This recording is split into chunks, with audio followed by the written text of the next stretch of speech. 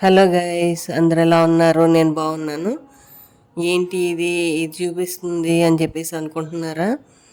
అవునండి, మా అన్నయ్య గారు అబ్బాయి ఒడుగు జరుగుతోంది.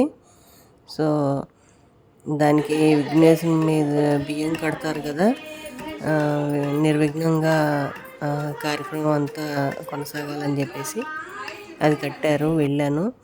పసుపు దంచి అలాగే రోల్ని అలా డెకరేట్ చేశారు, చూసారా? అదంతా చేసింది నేనే. సో ఇక ఇక్కడ ఒడియాలు పెడుతున్నారండి.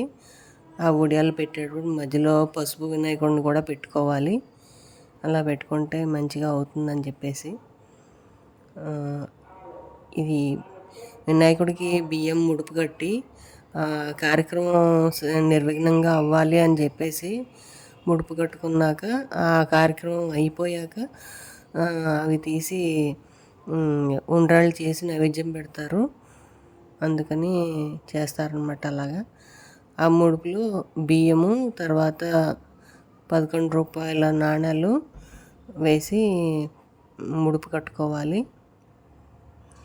పసుపు కుంకుమ అక్షింతలు రెగ్యులర్గా వేస్తారు కదండి, వాటితో పాటు ఇవి కూడా వేసుకోవాలి.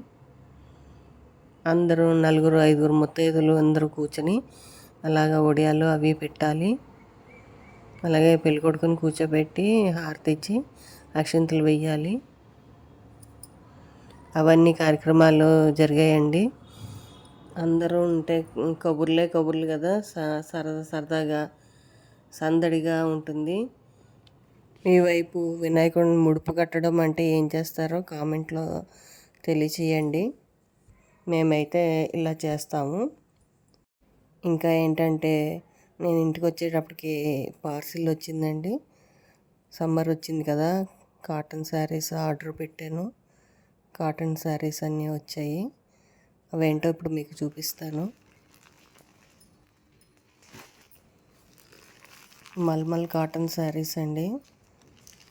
నేను మా ఫ్రెండ్ వాళ్ళు కలిసి తెప్పించుకున్నాము. చాలా బాగున్నాయి క్వాలిటీ, అది కలర్స్, డిజైన్స్ అన్నీ కూడా చాలా బాగా వచ్చాయి. చూడండి ఎంత బాగున్నాయో.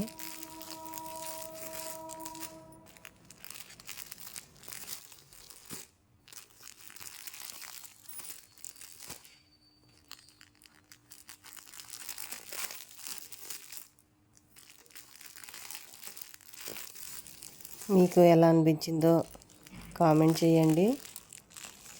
శారీస్ నచ్చాయా లేదా అని చేయండి. మళ్ళీ నెక్స్ట్ వీడియోలో కలుద్దాం.